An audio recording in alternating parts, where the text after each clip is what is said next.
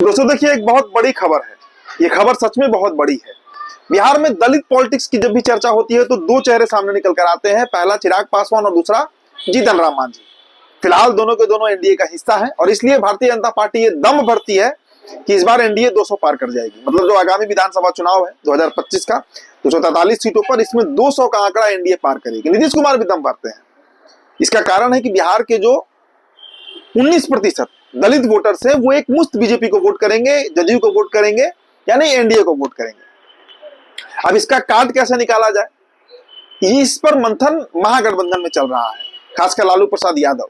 अब देखिए, इन दिनों मरीन ड्राइव खूब घूम रहे हैं लालू प्रसाद यादव। आसाम में भी मरीन ड्राइव पर थे तो देखे कि लालू जी का जो एम्बुलेंस जिससे घूमते हैं, वो जो वैन है वो गुजर रहा था। लेकिन इसका ये मतलब नहीं है कि लालू प्रसाद यादव जो है वो रणनीति नहीं बना रहे हैं। देखिए, एक बहुत बड़ी खबर, जैसा मैंने बताया, मायावती को तो आप जानते होंगे, उत्तर प्रदेश की पूर्व मुख्यमंत्री रही है, बड़ी नेत्री रही है दलितों की यूपी में। उनसे इन दिनों बातचीत चल रही है लालू प्रसाद यादव की, और ये पक्की खबर आपको बता रहे हैं दोस्तों। बहुजन समाज पार्टी को 20 से 25 सीट देने का ऑफर लालू प्रसाद यादव ने कर दिया है। अब मायावती को यह तय करना है कि वो इतनी सीटों पर बिहार में विधानसभा चुनाव लड़ना चाहती हैं या नहीं लड़ना चाहती हैं। देखिए, उत्तर प्रदेश में इन दिनों बड़ा खराब हाल है। बहन जी कहते हैं उनको, बहन मायावती। कारण है कि उत्तर प्रदेश में जब से योगी आदित्यनाथ का उदय हुआ है तब से बहुजन समाज पार्टी लगभग समाप्त हो चुकी है। मतलब चुनावी आंकड़ों में हम ये नहीं कह रहे हैं कि पार्टी खत्म हो गई है। अब देखिए, खबर यह है कि लालू प्रसाद यादव एक नया गठबंधन बिहार में तैयार कर रहे हैं और इसकी पूरी पटकथा उन्होंने खुद लिखी है। आपको याद होगा, चूल्हा दही का भोज, पशुपति कुमार पारस पहुंचे थे। आपको लग रहा होगा कि पारस जी की एंट्री कहां से हो गई इस स्टोरी में।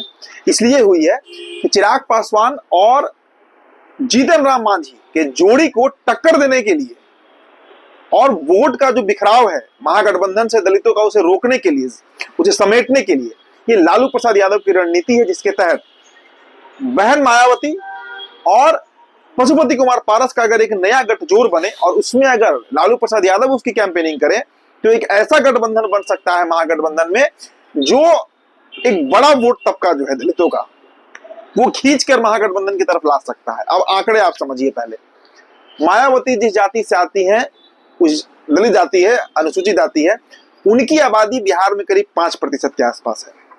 इसके अलावा जो पासवान है, उनकी आबादी बिहार में 5% से कुछ अधिक है, जो जाति जनगणना में आंकड़े आए हैं। तो अगर ये दो वोट बैंक, देखिए, हालांकि अनुसूचित जाति बिहार में कुल 21 है, 21, लेकिन उनकी प्रतिशत 19 है। तो अगर उसमें से 10% सिर्फ दो जातियों का है, पासवान यानी दुसाद और चमार का, अगर ये दोनों को साधने में लालू प्रसाद यादव सफल रहे और इन्हीं दोनों को साधने के लिए पशुपति कुमार पारस और मायावती को एक साथ एक मंच पर लाने का एक पूरा प्लान जो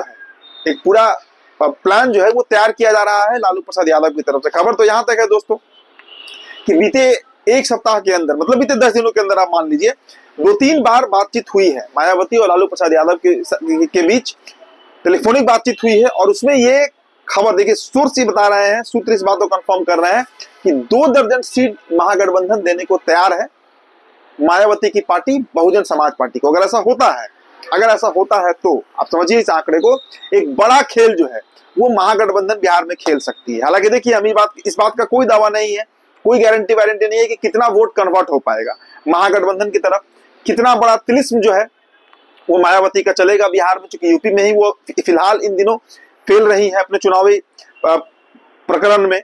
लेकिन पशुपति कुमार पारस कितना असर डालेंगे, क्योंकि देखिए एक बड़ा तबका वो भी है जो चिराग को पसंद नहीं करता है। बीते 2-4-6 महीनों के अंदर में कई तरह के इस तरह की खबर भी आई है, तो इसको लेकर भी एक नाराजगी दलित समाज में है। अब उसके लिए, उस जगह को भरने के लिए जो एक गैप है, वैसे दलित वोटर्स का जो एक नेता तलाश रही है, हो सकता है कि उस गैप में, उस ब्लैंक स्पेस में मायावती और पशुपति कुमार पारस सेट हो जाए। तो देखिए, लालू प्रसाद यादव की यह रणनीति है जिस पर महागठबंधन काम कर रही है। हो सकता है कि बहुत जल्द इसका ऐलान भी हो जाए। और पशुपति कुमार पारस तो हिस्सा बन ही चुके हैं महागठबंधन की, इसमें कहीं कोई दो राय नहीं है। एक सम्मानजनक सीट पर वो चुनाव लड़ेंगे भी, उनको भी 10-15 सीटें मिल सकती हैं। लेकिन सबसे अधिक उम्मीद इन दिनों महागठबंधन के जो नेता है वो मायावती से लगाए हुए हैं, क्योंकि अगर वो आती है महागठबंधन में तो इसमें कहीं दो राय नहीं है कि एनडीए को टक्कर देने के लिए, लड़ाई में बने रहने के लिए दलित चेहरों की, दलित लीडर्स की महागठबंधन में बहुत जरूरत है। तो देखिए क्या होता है दोस्तों आने वाले दिनों में। लेकिन एक पूरी रणनीति लालू प्रसाद यादव जो है वो बना रहे हैं, बुन रहे हैं, रच रहे हैं। अब इसमें कितने सफल होते हैं ये तो 2025 का विधानसभा चुनाव परिणाम बताएगा। तो फिलहाल दोस्तों इस रिपोर्ट में इतना ही। बहुत बहुत शुक्रिया।